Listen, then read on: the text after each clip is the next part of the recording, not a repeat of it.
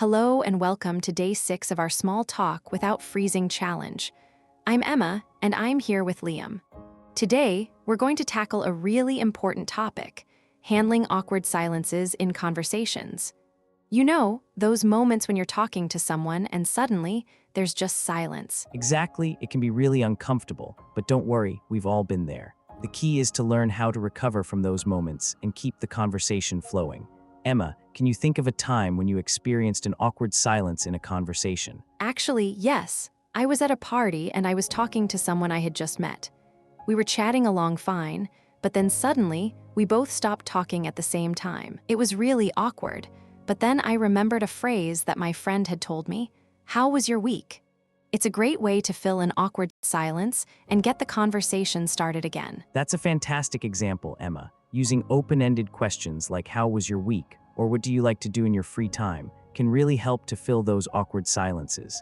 Another useful phrase is "speaking of," which can help you connect what you're talking about to something else. For example, speaking of movies, have you seen any good ones lately? I love that one, Liam. And it's also important to remember that it's okay to pause for a moment before responding. You don't have to fill every silence immediately. Sometimes, taking a deep breath and waiting for a moment can actually help the other person to start talking again. Let's practice this with a short role play, Liam. We'll start a conversation, and then we'll pause for a moment to see how we can recover from the awkward silence. Sounds like a great idea, Emma. Let's get started. I'll start by asking you, how's it going? I'm doing well, thanks. Just got back from a trip over the weekend. How about you? That sounds like fun. I've been pretty busy with work, but I did manage to catch up with some friends over the weekend. So, what did you do with your friends? Oh, I know. Speaking of friends, have you heard from any old friends lately? Actually, I did hear from an old friend last week. We're planning to meet up soon. It's always great to catch up with people you haven't seen in a while. Now, let's talk about how you can practice this skill. Can you think of a time when you had an awkward silence in a conversation? I'd like you to think about that for a moment, and then try to come up with a lighthearted comment or question that you could use to fill the silence. For example, you could ask the person about their hobbies or interests. Remember, the goal is to keep the conversation flowing and to make the other person feel comfortable. That's right, Emma, and don't worry if you can't think of anything right away. Just take a deep breath and remember that it's okay to pause for a moment. Now, let's give our listeners a practice task for today. Can you tell them what it is, Emma? Yes, of course.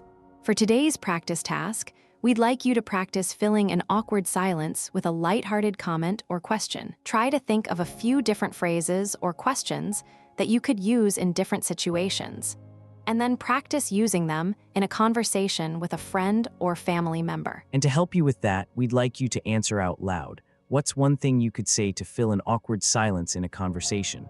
Take a moment to think about it, and then say it out loud. This will help you to feel more confident and prepared for those awkward moments. Great idea, Liam. And remember, the more you practice, the more comfortable you'll become with handling awkward silences. So, don't be afraid to try out new phrases and questions in your conversations. Now, let's talk about what's coming up next in our challenge. Tomorrow, we'll be focusing on a really important topic: active listening. That's right, Emma. Active listening is a crucial part of any conversation, and it can really help you to build stronger relationships with others. We'll be sharing some tips and strategies for improving your active listening skills, so be sure to tune in tomorrow to learn more. And to get you started, can you think of a time when you felt like someone was really listening to you? What did they do that made you feel heard and understood? That's a great question, Emma. I think it's really important to consider how our listening skills can impact our relationships with others. Let's explore this topic further and see what we can learn about becoming better listeners. I'm excited to dive into this topic with all of you tomorrow. In the meantime, keep practicing your conversation skills and don't be afraid to take risks and try new things. You got this. Absolutely, Emma. And remember, the key to improving your conversation skills is to practice consistently and be open to learning and growing. We're looking forward to continuing this conversation with you tomorrow. So, let's keep the conversation going. What do you think is the most challenging part of handling awkward silences in conversations? Share your thoughts with us, and we'll do our best to address them in our next video. And don't forget to practice your active listening skills in your conversations today. Pay attention to how others respond when you show that you're truly listening to them. It can make a big difference in building stronger relationships and having more meaningful conversations. That's a great point, Liam. By focusing on active listening and practicing our conversation skills, we can become more confident and effective communicators. Let's keep working on this together and see how far we can grow. I'm looking forward to it, Emma, and I know our listeners are too. Let's keep the conversation going and see where it takes us.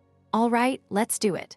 We'll talk to you all tomorrow and continue our conversation about active listening and improving our conversation skills.